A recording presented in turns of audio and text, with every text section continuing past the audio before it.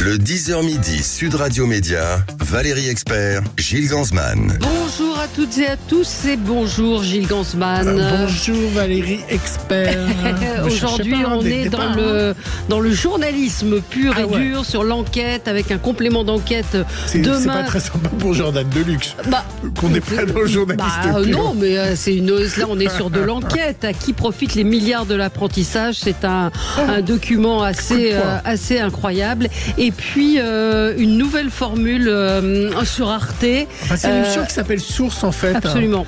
Et là ils ont été sur TikTok et le business des passeurs de migrants. C'est réalisé par Manon Bachelot et c'est tout à fait saisissant. Là aussi une enquête sur la manière dont TikTok en toute impunité permet à des passeurs de recruter des migrants qui veulent traverser la Manche. On y reviendra et puis la tout à l'heure. La forme est formidable. Ouais, la forme est très très réussie. On commence tout de suite avec le zapping. Sud Radio Média, l'instant zapping. Valérie, évidemment, ce début de zapping, c'est le procès qui a lieu en ce moment en appel des attentats de Nice. Non, il y a plus important que les attentats de Nice. J'ai un correspondant, les caravanes quittent le camp de Biscarrosse, Valérie. Tout de suite, on retrouve notre correspondant de BFM. C'est quand même beaucoup plus important. Plusieurs dizaines de caravanes viennent de quitter cette aire d'accueil des gens du voyage qui se situe à quelques dizaines de mètres de l'endroit où l'on se trouve avec Valentin Rivolier. C'est vrai que depuis 10 minutes, les choses se précipitent. Quasiment l'ensemble de ces gens du voyage quittent cette aire d'accueil. Alors difficile de dire si ce départ, il était prévu de longue date ou s'il est en lien avec donc le drame et l'hospitalisation de Kenji Girac. Mais ce que l'on peut vous dire, c'est qu'une dame de cette communauté nous annonçait qu'ils allaient rejoindre Bordeaux sans plus donner de précision. Merci donc de nous avoir donné aucune précision. C'est très gentil d'avoir fait un duplex pour nous donner aucune précision. Et sur ces caravanes donc qui viennent de partir. Non mais entre nous, Valérie. Mais moi j'ai allumé la télévision hier après-midi. J'ai vu un journaliste tout seul au milieu d'un champ vide. J'ai dit les caravanes sont parties. Voilà. C'est du grand reportage. C'est le nouveau journalisme. Voilà. On va continuer à faire comme tout le monde, Valérie, dans ce zapping. On va oublier l'actualité. On va continuer avec l'affaire évidemment concernant notre ami chanteur. Alors hier, dans Touche pas à mon poste, il recevait un membre des Gypsy Kings qui soutenait la thèse de l'accident. Mais il y avait Michel Marie. Alors lui, il était assez cash, il n'était pas d'accord. On ne peut pas cacher quelque chose si on fait du mal. Monsieur, comment vous m'expliquez que le coup de feu soit à 2h40 et qu'on prévienne les secours à 5h30 ? C'est quoi votre explication ? Qui c'est qui dit 2h40 et à 5h ? C'est le procureur de la République. Il a certainement remarqué, j'en sais rien, c'est possible, tout est possible. Par qui, 3 heures après, vous croyez que quelqu'un va prendre la SAMU pour 3 heures après ? Moi, je trouve que c'est pas possible. C'est comme ça que ça s'est passé. Ah ouais, pardon. Et l'arme a disparu. Si le tir se passe à l'intérieur de la caravane, le corps est à l'extérieur de la caravane quand les secours arrivent. Qu'est-ce qu'ils ont fabriqué, quoi ? Qu'est-ce qu'ils ont fabriqué ? Alors, on a Camille le Pomélec qui vous êtes un reporter, vous êtes un complément d'enquête. Est-ce que vous pensez qu'on en fait trop dans les médias et que lorsqu'on ouvre le journal avec ce fait, enfin pas le journal de France 2, mais lorsque les journaux sont ouverts sur ce fait divers, vous en pensez quoi ? Je sais pas. Franchement, je saurais pas quoi vous dire si on en parle trop ou on en parle pas assez. Voilà. Ouais, pour tout vous dire, en fait, je suis un peu en retard. J'ai posé mon Vélib devant la tour, là. Donc, je sais. Et après, on parlera du complément d'enquête. Je pense que vous serez plus volubile. Valérie, on a la date ? Merci le 23 juin, ou la semaine suivante, ou la semaine d'après. Vous savez de quoi je parle ? Le bain dans la Seine. Le bain dans la Seine d'Anne Hidalgo. Alors, on la verra peut-être faire des longueurs, mais aussi notre ministre des Sports, Madame Oudéa Castéra. Toutes les deux, elles étaient très heureuses à l'idée de se dire « Oui, on va se baigner ». C'est un des rendez-vous du siècle, cette baignabilité de la Seine et de la Marne. La Seine n'est plus baignable depuis 1923. La Marne ne l'est plus depuis 1970. Et demain, elles vont le redevenir. Il y aura le grand plongeon dans la Seine. qui sera autour du 23 juin ou la semaine suivante et qui nous permettra de venir goûter l'eau de la Seine. Beaucoup de volontaires se sont déjà manifestés pour venir plonger avec moi. Et oui. Et vous allez aller plonger avec elle ? Je ne pense pas, non. Elle a dit qu'elle sera un peu fraîche mais propre. Voilà. Oui. Vous savez en partie pourquoi elle est sale ? J'ai un ami qui travaille au fleuve de France qui m'expliquait que tous les bateaux qui stationnent et qui vont être enlevés pour les Jeux Olympiques, en fait, n'ont pas le tout à l'égout. Ah bon ? Et donc, lorsqu'ils vont aux toilettes ou autres, ça va directement dans la Seine. Et c'est une grande partie de la pollution vient du fait que tous les bateaux et tout ce qui stationne, il n'y a pas de tout à l'égout. Ah oui. C'est la faute de votre copine, Christine, bravo. C'était le grand retour de Secret Story à 23h30, vous avez regardé ? Pas du tout. C'était jusqu'à 2h du matin, vous auriez pu, 2h15. Ça a plutôt moyennement marché, mais ça va. Je pense que le replay va équilibrer. Et ils ont fait pas mal d'audience sur les jeunes et les ménagères. Ils ont fait à peu près 800 000 téléspectateurs. Et les jeunes, qu'est-ce qu'ils font à 23h30 devant la télé ? Vous aussi, vous allez faire un couvre-feu télé ? Oui. Alors, c'était plutôt TikTok Story. Que des gens de chez TikTok qui se connaissent. Alors, c'était un peu bizarre. Mais aussi, on a découvert une nouvelle voix qui était une voix féminine. Mais quelques heures avant, dans Touche pas à mon poste, Benjamin Castaldi et Guillaume Janton avaient des informations de pourquoi ils ont changé la voix. Voilà. J'ai une question sur la voix, parce que Benjamin a l'air d'avoir des infos. Parce qu'ils n'ont pas d'oseille. Pourquoi TF1 a fait toute la com avec la voix ? Ils ont fait des annonces dans le métro, dans le truc. À mon avis, là, je vais vous dire la vérité. Je pense qu'ils ont dû commencer à faire les bandes promotionnelles, les appels à casting avec la voix, sans négocier le contrat, et qu'après ils ont dû parler d'oseille, et que là, ça a dû coincer. Mais c'est pas TF1, c'est pas TF1, c'est la boîte de prod. Ouais, enfin, c'est TF1 qui paye le programme. Donc c'est TF1. Quand TF1 dit quoi qu'il arrive, je veux la voix, normalement le producteur ferme sa gueule. Mais n'importe quoi. Mais si à un moment le mec il a un budget, donc forcément il a dû vendre ça, je sais pas combien. Mais bon, tant qu'il y aura des pigeons pour nous acheter. Connaissant la marge, il pouvait diminuer un petit peu la marge. Vous avez vu cette fine analyse de Guillaume Janton et de Benjamin Castaldi. Qui avait fait un tweet très long, Benjamin Castaldi, pour expliquer que c'était en gros. Et puis que c'était dommage la fin de cette voix. Voilà. Et que finalement, il n'aurait pas eu assez d'argent. Patatras. Hier, ils ont expliqué que la voix restait. Et que c'était en fait un des secrets qui était le départ de la voix et que la voix reste. Vous me passionnez, Gilles. Ils sont pas. Mais non, parce qu'ils sont tombés dans le panneau. Ils ont fait 1 heure de débat hier dans Touche pas à mon poste, alors qu'ils n'avaient pas d'infos, et qu'ils sont tombés dans le panneau. Alors c'est une information que je vous donne. Là, j'ai encore plus vous passionner, Valérie. Alors, lundi, je vous ai fait la version cartoon des chansons à la gloire de Kim Jong-un. Hier, c'était la version salsa pour soutenir Trump. Alors ça, c'est des chansons officielles du parti de Kim Jong-un et du parti de Donald Trump qui passent à la télévision. Mais je vous ai aussi aujourd'hui préparé un autre de ces soutiens sur les réseaux sociaux. Ce sont les Blacks qui se mobilisent pour Donald Trump sur les réseaux. Là, on n'est pas dans la salsa, on est dans le rap. Écoutez. Black for Donald Trump. Black for Donald Trump. Black MAGA, Black MAGA, Black MAGA, Black MAGA, Black MAGA, Black MAGA, Black MAGA. Donald Trump, yeah, that's my president. Donald Trump, the first black president. Ever seen a black patriot? Yeah, we exist. The Democrats use my color just to stay rich. Indict my president, you might as well indict me too. Call me your Uncle Tom, but really what Obama do?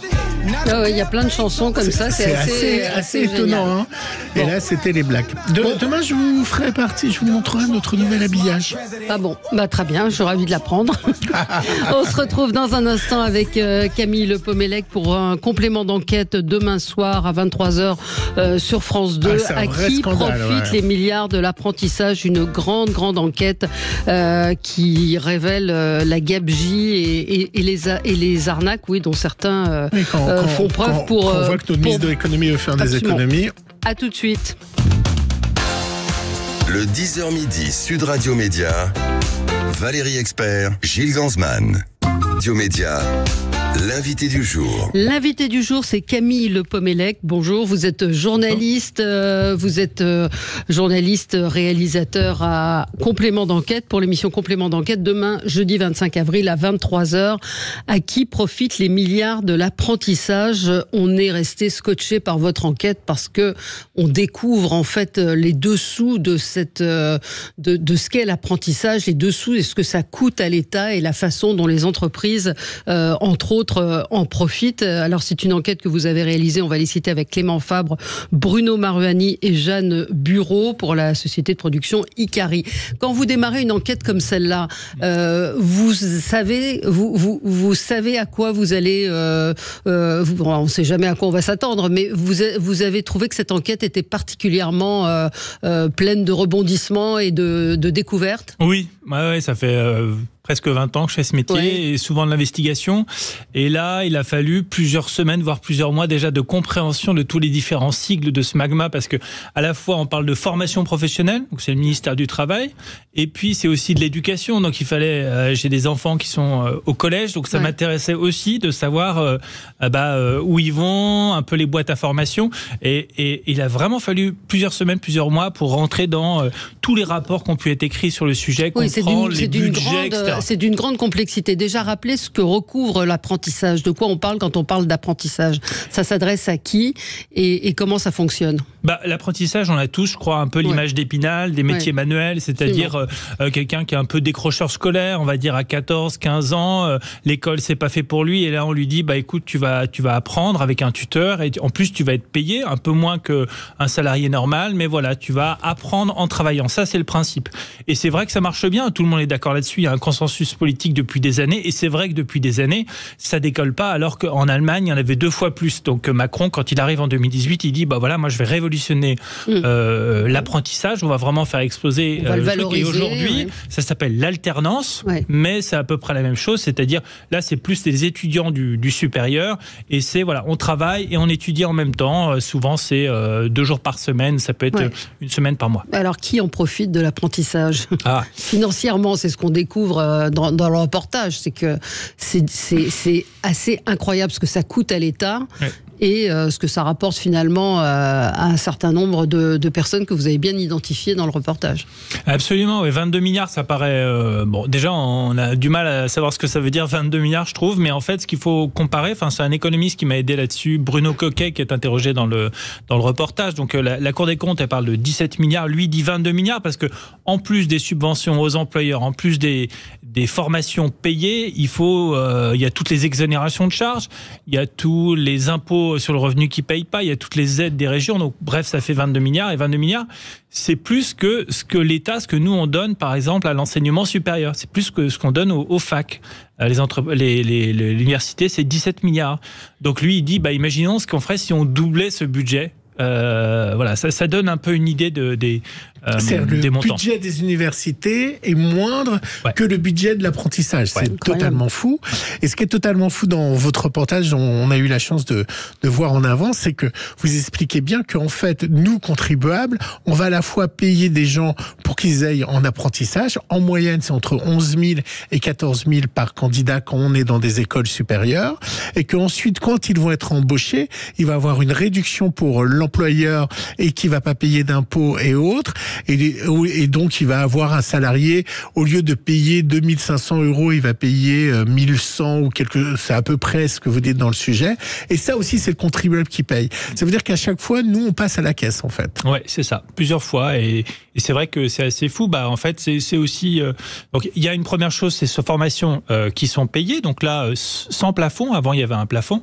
Et puis, il y a la deuxième chose, c'est effectivement de donner aux entreprises, avant, c'était 8 000 € pour un majeur, 5 000 € pour un mineur, et maintenant, depuis janvier 2023, c'est 6 000 €. Voilà, c'est 6 000 € la première année pour chaque jeune employé en apprentissage, donc c'est beaucoup d'argent. Et pour se rendre compte, Valérie, je vous propose d'écouter la bande-annonce. Pour la première fois, la France compte plus d'1 million d'alternants, des étudiants qui apprennent leur métier en travaillant. Alors que le déficit se creuse, complément d'enquête sur la réforme de l'apprentissage qui coûte plus de 20 milliards € d'argent public par an. Transparence de la cave au grenier. La question, c'est pas de savoir si l'apprentissage c'est bien ou c'est mal. La vraie question, c'est à qui profite cet argent. Cette exception française est-elle la solution pour intégrer les jeunes et lutter contre le chômage ? Il vaut mieux prendre 2 alternants qu'un CDI, clairement. Parce que pour le même salaire, vous avez 2 personnes. Formation en toc, boulot bidon, ce dispositif très généreux est-il dévoyé ? Complément d'enquête présenté par Tristan Walex, c'est demain soir, juste après Envoyé spécial, sur France 2 et sur la plateforme France.tv. Alors, vous êtes infiltré dans une école supérieure, et là, vous apercevez que non seulement mais qu'est-ce qu'il y a derrière ? Qu'est-ce qu'il y a derrière? Est-ce que ça profite vraiment aux jeunes? On peut pas lui reprocher de vouloir développer l'apprentissage, sauf que c'est pas suivi derrière. Encore une fois, c'est de la com. Voilà, c'est les deux écueils. Et à chaque fois qu'il y a des choses comme celle-là, on pense à la taxe carbone, on pense à un certain nombre. On voit ce qui se passe en ce moment avec le photovoltaïque aussi, enfin avec les panneaux. Il y a toujours des gens qui s'engouffrent dans ces aides qui sont proposées pour détourner l'argent. Et visiblement, il n'y a pas assez de contrôle. Voilà, il n'y a pas assez de contrôle. À la fois pédagogique sur la qualité des formations et à la fois effectivement sur la réalité de ces formations. Oui, moi je veux juste revenir sur une chose. Pourquoi vous avez dit un peu plus blanc? Ça m'a cheveux blancs. Ah, cheveux blancs. Moi j'ai des cheveux blancs. Ah, des cheveux blancs. Donc pour m'infiltrer dans une école, avoir 21 ans, c'est plus compliqué. Parce que effectivement, moi aussi j'ai tilté. J'ai compris que vous disiez et les cheveux pour nos auditeurs. Ah oui, oulala. Ça peut partir vite à notre époque. Oui, lapsus là. Moi aussi j'ai entendu, ça m'a aussi interpellé, puis j'ai compris. C'est bien. Un peu cheveux blancs. Qu'on le dise et qu'on le désamorce. Ça évite une polémique. Les étudiants, eux, certains s'en tirent quand même. Enfin, c'est profitable. On peut voir le bon côté des choses. Oui, bien sûr. Non, mais l'apprentissage, c'est bien. C'est de manière générale, c'est très très bien. Les études économiques le disent. C'est un accélérateur de carrière. Ça marche en Allemagne pour des enfants. Oui, mais alors c'est surtout la différence. Je veux dire, le delta important, c'est surtout pour les enfants pour les jeunes avant le bac et sur les métiers manuels. C'est là où on voit qu'il y a un vrai changement de carrière. C'est là où on voit que, entre guillemets, c'est remis dans le droit chemin. C'est un peu l'image d'Épinal. Mais dans les MBA et le marketing, ça ne sert pas à grand chose. Ça va permettre d'avoir un CDI plus vite et un meilleur salaire. Mais est-ce que ça vous montez des tableaux où finalement ça se concrétise pas vraiment les CDI? On voit que les tableaux sont modifiés par l'école pour toujours avoir une nouvelle subvention. Ça arrive et c'est pas très contrôlé, et ça arrive notamment sur les formations un peu de niche. Là, c'est, on va dire, le management du sport. C'est quelque chose qui est très à la mode. Donc effectivement, ça va attirer pas mal de jeunes qui aiment bien le foot, le sport et tout type de sport, qui vont se dire tiens, c'est ma passion, pourquoi pas en faire mon métier. École de commerce, ça rassure les parents, ça rassure tout le monde, sauf que de trouver des postes de cadre dans des métiers, dans des clubs un peu prestigieux, il n'y en a pas pour tout le monde forcément. Donc eux vont mettre en avant une espèce de statistique en disant, notamment pour les parents, 90% ont un boulot. Certes, ils ont un boulot, mais quel boulot? Et quand on regarde dans le détail ce qu'ils sont obligés de déclarer à l'État, et c'est ça qui justifie tout cet argent public, c'est quelle est la qualité de ces jobs. Donc c'est-à-dire, là, on est quand même sur du bac plus 5, donc on est censé être des métiers de, on va dire, cadre, peut-être pas tout de suite, mais dans les 2-3 ans. Dans ce secteur-là, là, il y en avait 1 sur 2. Là, et alors après, vous vous attaquez en troisième partie, alors ça aussi c'est formidable, c'est Carrefour. Carrefour qui a sa fameuse école Carrefour, mais sans locaux, sans professeurs. Et en fait, l'école, c'est dans le Carrefour. Donc, mais c'est vrai, en plus, c'est dans le Carrefour. Et en fait, ils mettent plus les chips dans les rayons que potassés. Et là aussi, Alexandre Bompard a mis en place un système dans lequel il touche de l'apprentissage et les apprentis et les apprentis, là aussi il y a de l'argent public qui part parce qu'il y a des réductions d'impôts et qu'ils sont, en fait, ils font un travail, ça empêche des gens de travailler. C'est ce que disent les syndicats. Donc là, le Carrefour a double casquette, c'est-à-dire en tant qu'employeur il va toucher 6 000 euros par jeune, en tant que formateur il va toucher 5 400 6 000 euros alors qu'ils sont payés au SMIC, c'est le SMIC. En dessous, parce qu'ils ont des salaires moindres, que c'est des grilles moindres. Donc ils seront, par exemple, à moins de 20 ans, ils seront à 950 euros par mois. C'est jeune. Et ça, c'est nous qui payons. Mais il y en a certains, ils arrivent à 5h du matin, il n'y a pas de transport en commun s'ils n'ont pas de bagnole. C'est compliqué. Comment on justifie cet argent, en fait? Est-ce qu'on a besoin de subventionner à ce point-là? Il y a pas mal de gens qui disent que non. En tout cas, sur les aides aux employeurs, les aides pour les grandes entreprises, il y en a beaucoup, y compris Muriel Pénicaud, ancienne ministre du Travail, qui participe. Non, mais il y a au château, à l'Élysée aujourd'hui, il y a un espèce de raidissement. Il y a quelque chose de cet ordre de ne pas donner ce signal aux entreprises de baisser les aides parce qu'il faut atteindre ce million-là. Voilà, c'est une des réformes Oui, mais Macron qu'un marché, donc il ne faut pas... on ne peut pas dire on doit trouver 3 milliards et à côté dépenser 20 milliards de notre poche sur du faux emploi, en fait, sur quelque chose qui n'existe pas. On est d'accord que les formations chez Carrefour n'existent pas. En fait, ils utilisent ça pour avoir des employés à bas coût. Main-d'œuvre. Bon, ça c'est moi je vais pas commenter, hein. Je suis journaliste, donc c'est ce que disent en tout cas les syndicats. C'est ce que vous avez constaté. Les syndicats disent depuis il y a un plan Carrefour perd de l'argent, hein, ces hypermarchés, donc il y a une réalité économique. Il va dire voilà, il va comparer par rapport aux Auchan, par rapport aux concurrents, Lidl, etc. Il va dire voilà, moi quand je regarde mes supermarchés, mes hypermarchés, les salariés me coûtent plus cher qu'avant. Que ailleurs. Et les syndicats disent, oui, effectivement, avant, il y avait le quart d'heure social chez Carrefour. On se glorifiait du fait que chez nous, on était un peu mieux payé, c'était sur 13 mois, etc., etc. Donc, il y a tout un plan de réduction des coûts assez dur il y a 200 rétablir la millions concurrence, qui, entre guillemets, permet aussi de dégager du cash pour acheter des actions. Donc ça, c'est un truc et donner un bon salaire à monsieur Bompard. Donc voilà, ça, c'est des trucs... Ça, c'est les syndicats, mais... Eux, ils disent, en tout cas, il y a les emplois qui baissent, des départs en retraite, et ils sont remplacés par ces jeunes qui sont mal payés, précaires, et qui, derrière, alors que c'est la promesse, ne sont pas embauchés en CDI. 8%, c'est quand même très peu, quoi. Ce matin, 8%, hein, 8%. 8%. À la limite, on peut dire, bon, les jeunes, ils apprennent à bosser, ils sont en rayonnage. Il y a mais les après, chiffres, il faut que ça débouche sur quelque chose. C'est la question.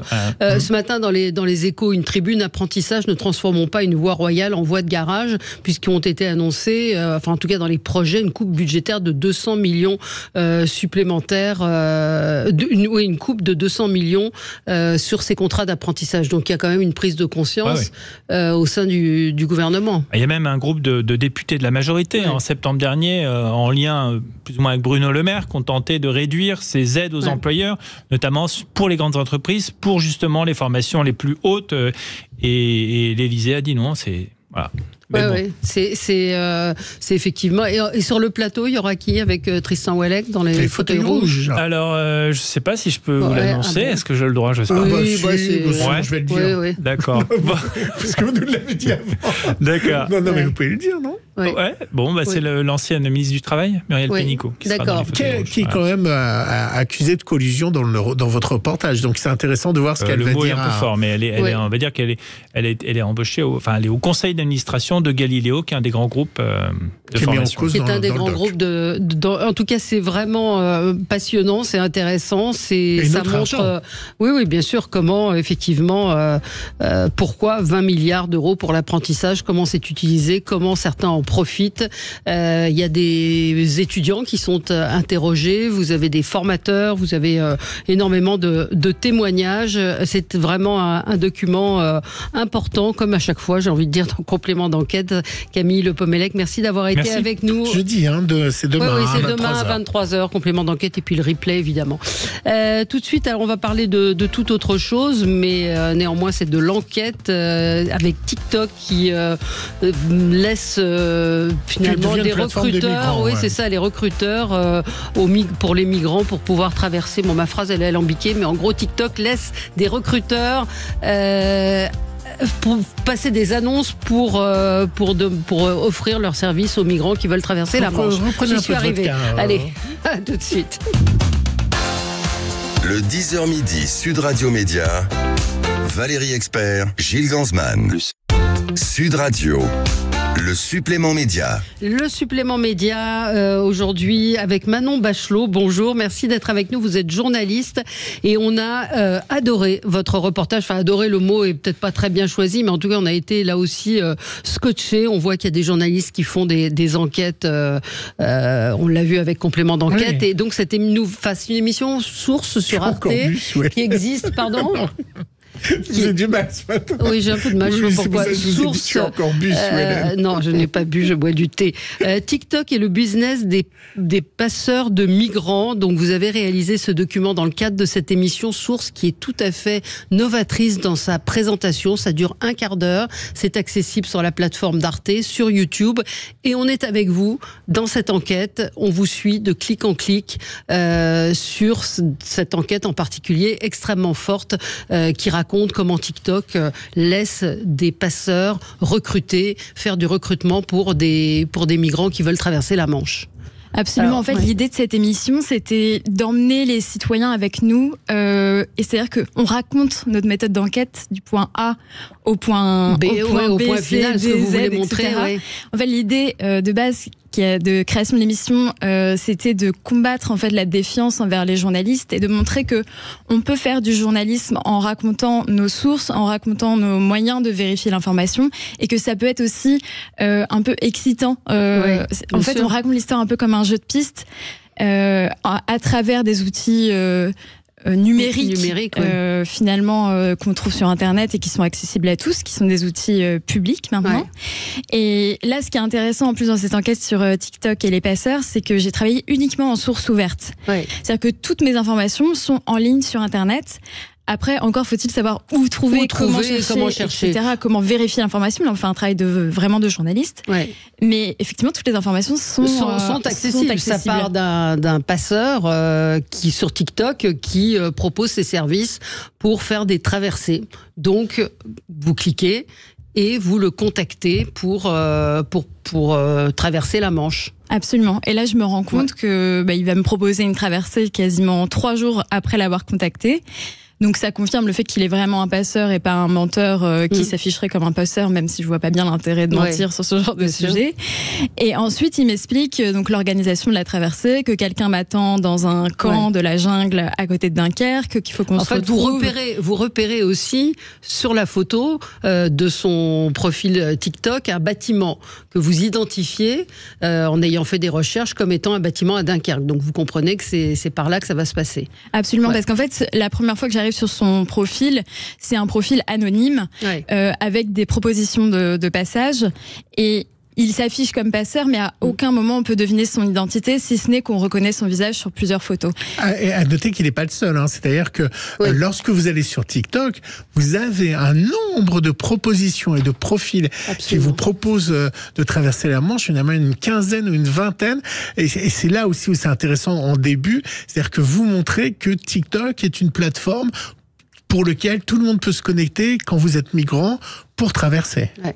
En fait, c'est devenu une plateforme publicitaire pour les passeurs, pour faire de la promotion de traversée. Alors, il y a beaucoup de propositions.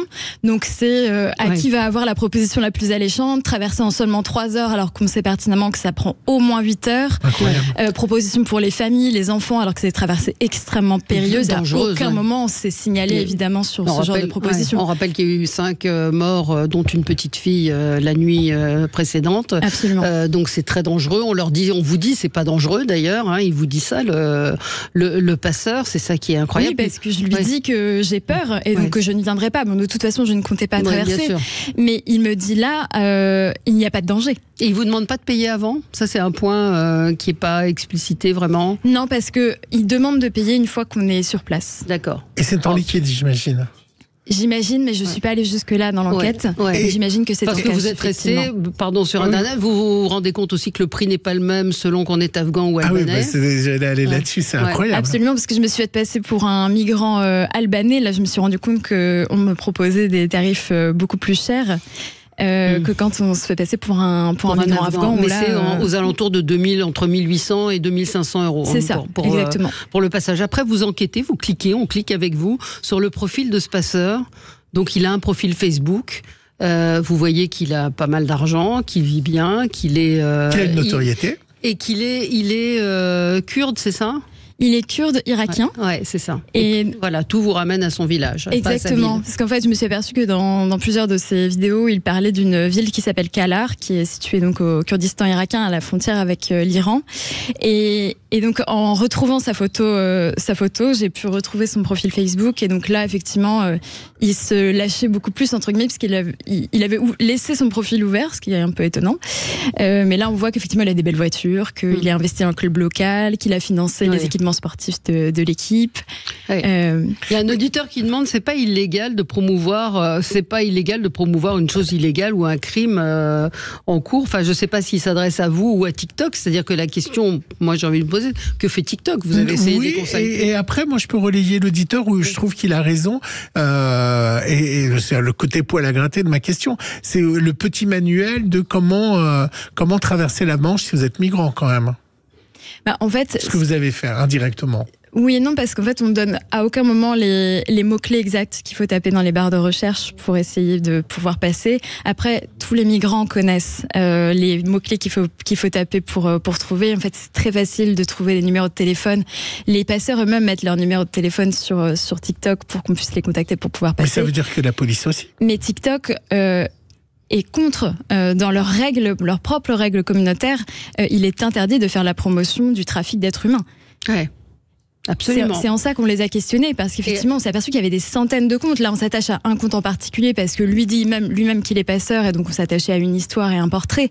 Mais il y a des dizaines et des centaines de comptes comme ça qui sont tous les jours mis à jour. Alors, TikTok fait un travail de modération, mais qui n'est pas suffisant, puisque on s'aperçoit que les comptes sont supprimés dans la journée, et puis en fait, ils sont de nouveau mis en ligne. Nous, on s'est aperçu qu'il y avait des comptes qui étaient en ligne depuis au moins 1 an. Donc ça pose vraiment des questions sur la responsabilité de la plateforme. Bien sûr. Et là, on vous répond... Mais on nous répond qu'il faut un travail de nettoyage et de modération. En fait, non. La réalité, c'est que non. Vous le contactez ensuite, ce passeur, en tant que journaliste, et là, patatras. Patatras. C'est ça. Ouais. Là, patatras, il nie tout à coup qu'il n'est plus du tout passeur. Alors, quelques messages plus haut, il me proposait de passer, de traverser la Manche. Mais pourquoi la police ne fait pas la même chose ? Mais j'imagine qu'ils font la même chose. On a essayé de les contacter, mais on a eu des réponses assez lacunaires à notre demande d'interview. Je pense aussi que c'est peut-être compliqué de travailler avec les plateformes, parce que en fait les passeurs se cachent derrière des pseudos, derrière des faux profils. C'est très compliqué de remonter à l'identité du passeur. Ils sont obligés de faire des réquisitions judiciaires. Souvent les passeurs, les têtes de réseau sont très très loin. Là en l'occurrence, on suppose qu'il est au Kurdistan irakien. Donc il faut des demandes de coopération judiciaire avec ces pays. C'est extrêmement compliqué. Et puis les réseaux sociaux favorisent en fait quelque part l'anonymat des têtes de réseau. Et alors vous expliquez, c'est très bien expliqué et très bien mis en image. Donc le passeur va donc faire un bateau, et ce bateau va lui rapporter, quoi qu'il arrive, plus de 100 000 euros. C'est-à-dire chaque traversée rapporte à un passeur 100 000 euros, que vous arriviez ou pas arriviez. Enfin, il n'y a pas de service après-vente où vous le rappelez en disant j'ai coulé ou j'ai été ramené par la police française sur les côtes. C'est un trafic extrêmement lucratif. L'Oltim, qui est l'office en charge de la lutte contre le trafic des migrants, estime ce trafic à environ 150 millions d'euros. En fait, 150 millions d'euros. Si on fait le calcul, c'est-à-dire que si on prend en moyenne 50 migrants par bateau et qu'ils payent environ 2 000 euros, on arrive très vite effectivement à des chiffres absolument faramineux. Faramineux, 100 000, oui, c'est ça. 100 000 quand ils sont ramenés, c'est ce qu'on voit à la fin de votre sujet, qu'est-ce qui se passe pour eux ? Mais souvent, ils retentent. C'est-à-dire qu'ils sont sauvés. Ils sont sauvés. Et alors là, c'est la grande question. Est-ce qu'ils ont une ristourne parce qu'ils n'ont pas réussi à traverser la première fois ? Je ne sais pas exactement comment ça se passe. Mais j'imagine que oui, il faut repayer d'une certaine manière. Mais on voit qu'il y a beaucoup d'interceptions aussi. Ça aussi, on le voit. C'est vraiment, la forme est assez extraordinaire, innovante, vraiment innovante. Et ça passe, ça dure 14 minutes, 15 minutes, et ça passe en un clic, j'ai envie de dire, parce qu'on vous suit dans cette enquête. Vous cliquez à chaque fois. On va pas, effectivement, on a raconté une grande partie du reportage. Ça vous donne confiance dans le journalisme, en fait. Hein, parce que je trouve que c'est un vrai travail de journaliste. Et en fait, ça redonne aussi confiance sur qu'on peut innover en télé. Moi, j'ai appelé très vite Valérie en lui disant, je trouve ça, mais on était d'accord, très innovateur, et c'est bien que Arte fasse ce genre d'enquête et ce genre de choses. On a été vraiment enthousiastes. Avec l'agence CAPA, puisque vous êtes journaliste à l'agence CAPA qui produit ce reportage. Donc pour l'instant, ce n'est qu'une fois par mois, c'est ça ? C'est une mensuelle, absolument. On est passé en mensuelle à partir du mois dernier. Vous connaissez le prochain thème ? qui va. Je ne peux pas encore vous dévoiler le prochain thème. Vous reviendrez en parler. Absolument, avec plaisir. Ouais. Mais pour vous, c'est aussi une autre manière de travailler en tant que journaliste, non? Vous êtes devant votre écran. Vous n'allez pas sur le terrain, en fait. En fait, c'est une manière différente de raconter l'histoire. Mais c'est exactement la même manière de travailler. C'est la même manière de faire de l'investigation traditionnelle. Entre guillemets, on vérifie nos sources, on appelle des experts, on appelle des associations, on fait des interviews. C'est exactement la même manière. C'est plutôt la manière de raconter qui va changer. C'est-à-dire qu'on va essayer d'embarquer le téléspectateur avec nous à travers les clics, les outils, en lui expliquant comment est-ce qu'on a essayé de vérifier l'information et comment on a abouti à tel et tel résultat de notre enquête. Et toutes nos enquêtes sont disponibles sur le site d'Arte. Il y a l'enquête de mes collègues sur Instagram et les pédocriminels qui est sur Internet. Tout est sur YouTube et sur Arte.fr. Il y a une grande enquête sur les pédocriminels et sur le trafic. Justement, sur comment aujourd'hui, parce qu'on est vraiment sur ces réseaux qui sont aujourd'hui pratiquement impunis et qui permettent un nombre de trafics absolument incroyable. Mais la régulation est difficile, la modération est difficile, ça va très vite. Là, on s'aperçoit que moi, pour la question des passeurs, les passeurs sont extrêmement adaptables. Bien sûr. Ils s'adaptent très vite aux plateformes, ils comprennent très vite les règles et ils ont compris très vite que, par exemple, j'imagine que les modérateurs doivent taper des mots-clés en français ou en anglais. Donc là, typiquement, ils vont taper des mots en kurde, en pachto, dans les langues, en fait, de migration. Et donc, c'est plus difficile, j'imagine, pour des modérateurs qui parlent pas kurde, typiquement, de modérer ce genre de contenu. Et je ne sais pas si vous êtes posé la question, parce qu'à partir de 100 000 ou 200 000 abonnés, on est rémunéré par la plateforme. Donc, est-ce que, grâce à leur poste, est-ce qu'ils touchent de l'argent de TikTok? Alors, je ne pense pas, parce que sur les comptes que j'ai pu trouver et examiner, ils n'atteignaient pas ce genre d'audience. D'accord. Donc, pour l'instant, je ne pense pas. Allez, c'est fini. C'est passionnant, vraiment. TikTok et le business des passeurs de migrants. C'est sur Arte, sur la plateforme d'Arte, également sur YouTube à partir de ce soir, c'est ça? À partir de 18h sur YouTube. Voilà, mais vraiment, regardez parce que c'est extrêmement original, percutant et bravo pour cette enquête, Manon Bachelot. Merci à vous. On se retrouve dans un instant pour commenter l'actualité. On pourra parler. Il y a un auditeur qui posait la question sur le projet de loi, enfin la loi qui a été adoptée en Angleterre pour exfiltrer les migrants illégaux vers le Rwanda. Ça va poser aussi un certain nombre de questions. À tout de suite. À suivre sur Sud Radio, mettez-vous d'accord, Valérie Expert.